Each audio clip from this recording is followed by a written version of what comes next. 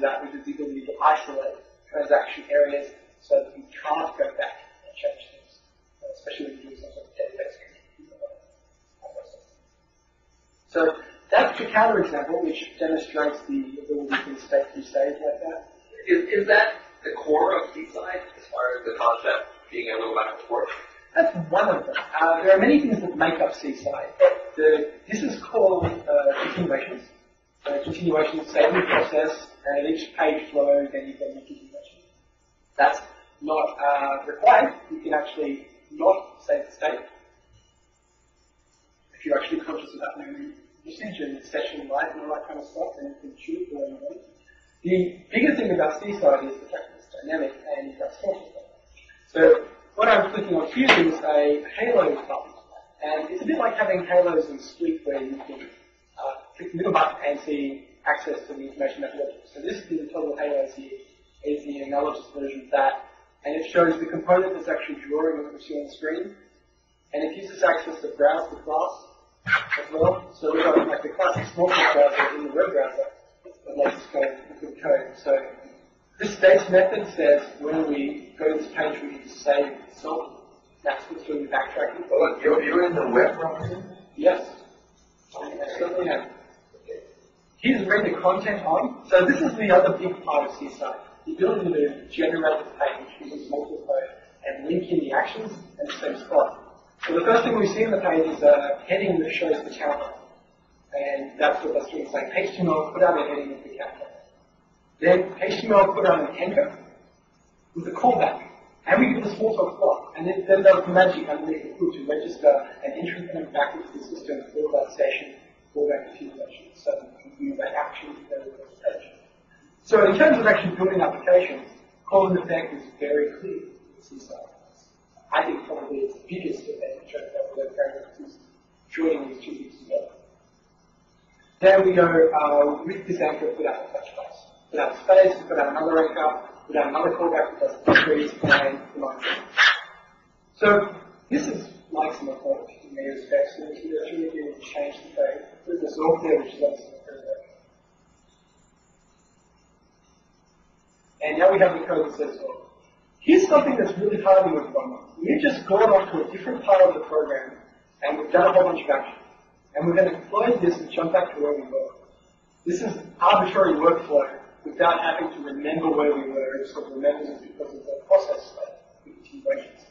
That sort of workflow takes a lot of work in this for application that happens naturally to see something. So now if we hit the minus button, we actually break the program and we get the debugger. We hit debug.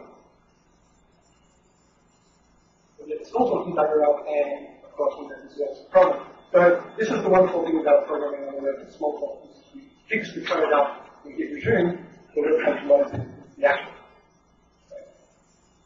When you're actually building the application, you get very rapid application sort of happening. But this behavior, Michael, is because you're running on the server, right? Like the debugger that popped in the back was on the server side. Yep. Okay. However, I'm kind of toying with a web-based debugger at this point. I can't really promise that such a thing will actually come out, but it'd be very nice to have, because then you could do completely distributed collaborative development in a web browser with your peers, which is something you can't do easily right now in most systems of environments. The first one was the one that popped up in the back was a regular debugger, small debugger. So this is the screen that you got. This is that more debugging. So I would like to replace this guy with a more debugger, but again, no promises. Let's check my things I wanted to show you. So, the next button here is inspector. So this is like having a smalltalk inspector, and we can go and change values. And it updates the object, and when we go back to the page we're on, it's now 60. Neat. Having the inspector there, having the browser there, really the only tool we have is debug. We'll get there. So, closing that gives us the ability to be nice and dynamic in our development. And also, if someone comes up to your web application and they've never seen it before, and they don't know how it's composed or how it's built, and you've got a fairly complex screen, token the halos gives them an immediate hint to their application. They can then see what builds up, what does what, jump in there and have it. Question here. Debugging editing occurred in the same tab, right? You got it set up so you could have your debugger encoded in one tab and your yeah, you can do that. So if we display. a little clicked just then, and now I have my running application here in the browser. Right, so it's the sessions, the copy across, etc.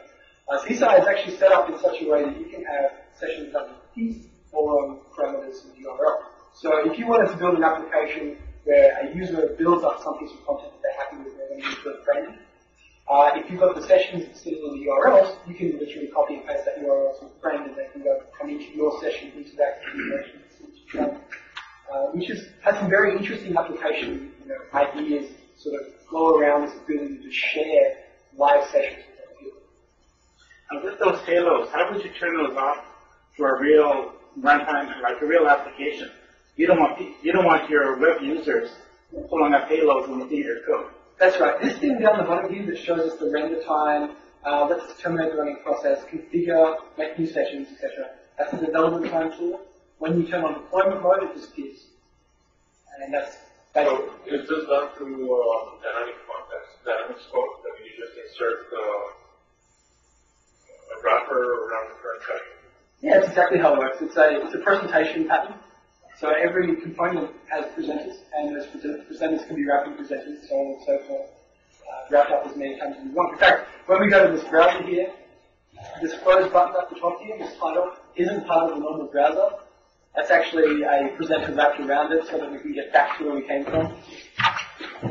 And actually there's some dialogues that we can play with as well to do the same sort of thing. One more question with that browser. Yep. The pane on the far left, is that categories or is that as packages? That's categories. This is code pulled straight from Squeak. And we do use categories for this stuff.